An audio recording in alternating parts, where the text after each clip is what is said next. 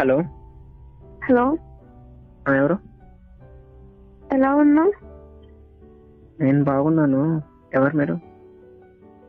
అది నేను. నేనంటే మర్చిపోయావా? నాకేం గుర్తులేదండి మర్చిపోవడానికి. ఎవరు మీరు? నేను మౌనికని.